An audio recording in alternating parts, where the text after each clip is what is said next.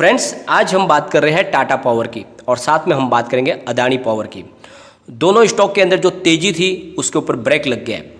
तो क्या ये तेज़ी यहाँ से कम होने वाली है? क्या गिरावट का दौर शुरू होने वाला है या फिर से तेज़ी का दौर आएगा और ये स्टॉक फिर से दौड़ने लगेंगे? आगे की क्या संभावना बन रही है? क्या तेज़ी का दौर जारी रहेगा या फिर माहौल गिरावट का बन जाएगा?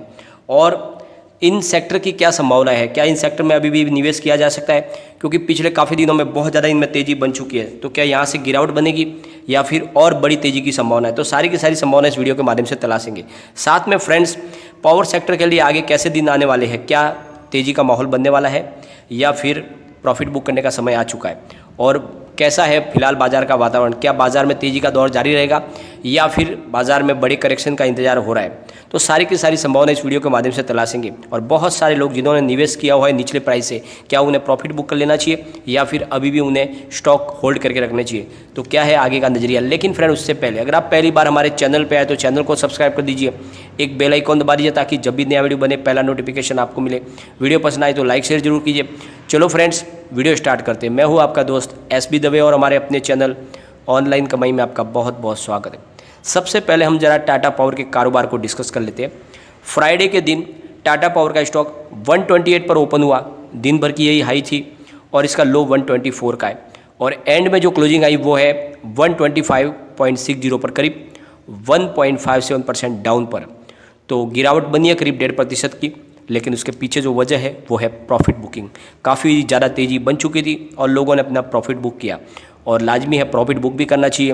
बाज़ार में कभी भी एक तरफा माहौल नहीं बनता है, कभी भी करेक्शन का दौर आ जाता है। तो आपका नज़रिया शॉर्ट टर्म का है या मिड टर्म का है तो आपको अच्छा खासा प्रॉफिट मिलता है तो फिर प्रॉफिट बुक कर लेना चाहिए। सिर्फ आपका नज़रिया लॉन्ग टर्म का है 5 से 10 साल का, तब आपको डरने की जरूरत नहीं। बहुत ही अच्छा स्टॉक है, आने वाले समय में ये आपको मालामाल करेगा। एक बार हम इसके वॉल्यूम को भी एनालिस कर लेते हैं। पिछले एक महीने पहले इसका 6 करोड़ का वॉल्यूम था, एक सप्ताह पहले 16 करोड़ का वॉल्यूम था, गुरुवार को इसका 15 करोड़ का वॉल्यूम था, लेकिन फ्राइडे को वॉल्यूम में गिरावट हुई है। फ्राइडे को 7 करोड़ का वॉल्यूम हुआ है। तो जो इसके अंदर बूम चला था पावर सेक्टर में वो थोड़ा ठंडा पड़ गया है, परंतु इसका मतलब ये नहीं कि यहाँ पे तेज़ी थमने वाली है। तेज़ी का फिर से नया दौर शुरू हो सकता है। इसके परफॉर्मेंस की अगर बात करें तो पिछले एक साल में इसने शानदार परफॉर्मेंस की है। 52 वीक का इसका लो मात्र 37.80 का है, लेकिन वहाँ से स्टॉक दौड़ते हुए 132.70 तक पहुँच गया है, यानी 37 रुपये का स्टॉक 132 तक पहुँच गया। बहुत ही शानदार रिटर्न दिया लोगों को। पिछले एक साल में इसने 232 पॉइंट का शानदार रिटर्न दे दिया है और अभी ये महज 5.28% दूर है अपने 52 वीक से और एक महीने में इसने 14.95% का शानदार पॉजिटिव रिटर्न दिया है। और एक बहुत ही अच्छी पॉजिटिव अपडेट निकल गई है, उसको भी डिस्कस कर लेते हैं। टाटा पावर की subsidiary company coastal Gujarat power limited यानी CGPL ने 570 करोड़ के फंड रेजिंग को कंप्लीट कर लिया है और यह फंडिंग NCDS के माध्यम से हुई है और इस फंड का इस्तेमाल कर्ज को कम करने में, कारोबार को बढ़ाने में किया जाएगा। और इन NCDS को इंडिया रेटिंग एंड रिसर्च ने AACE की रेटिंग दी है।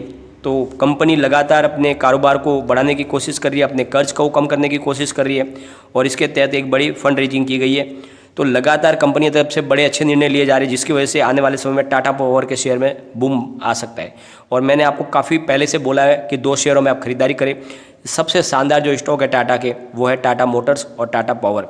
दोनों में बहुत ही ज़बरदस्त तेज़ी बनने वाली है क्योंकि टाटा पावर आने वाले समय का भविष्य है, ग्रीन एनर्जी का कारोबार करती है। तो आने वाले समय में इसके बहुत अच्छे संभावनाएं बन रही है। और सबसे बड़ी बात, इस समय अगर आप निवेश करते हो तो आगे आपको आने वाले 1 साल 2 साल में बहुत ही अच्छा रिटर्न मिलेगा। और मैं कहता हूँ आपको 10 साल का नज़रिया 5 साल का नज़रिया रख के इसमें निवेश करें, आपको ये मालामाल कर सकता है स्टॉक। बहुत ही अच्छी इसकी परफॉर्मेंस दिख रही है, कारोबार भी अच्छा है और Q4 का रिजल्ट भी बहुत ही शानदार आया है। तो इसमें निवेश बनता है, लेकिन फिलहाल इसकी प्राइस काफ़ी ज़्यादा बढ़ी हुई है तो थोड़ी सी प्रॉफिट बुकिंग की संभावना बन रही है। स्टॉक अभी भी थोड़ा नीचे जा सकता है, लेकिन फिर से अगर आपको ये 115 के आसपास मिले तो उसमें आप खरीदारी करें और कम से कम 5 साल के लिए इसको होल्ड करें, यह आपको मालामाल कर सकता है। अब चलते हैं हम अदानी पावर की तरफ। स्टॉक ओपन हुआ 159 पर, हाई दिन भर की यही है और लो है 147 का और एंड में जो क्लोजिंग दी वो है 148.35 पर, करीब 3.73% डाउन। तो यहाँ पर थोड़ी सी गिरावट ज़्यादा है, लेकिन बात यह है कि यहाँ पर तेज़ी भी ज़्यादा बनी थी और इस वजह से थोड़ी गिरावट ज़्यादा है। लेकिन ओवरऑल प्रॉफिट बुकिंग का मामला है। पिछले एक साल में स्टॉक 35.35 से दौड़ते हुए 166.90 तक पहुंच गया। बहुत ही शानदार रिटर्न दिया है और पिछले एक साल में इसने 331% का बम्पर रिटर्न दे दिया है, लोगों को इसने माला माल किया है। और अभी ये 11.22% दूर है अपने 52 वीक से और पिछले एक महीने में इसने 49.8% का ज़बरदस्त रिटर्न दिया है। इस दौरान निफ्टी 50 में मात्र 6.39% का ही रिटर्न मिला है।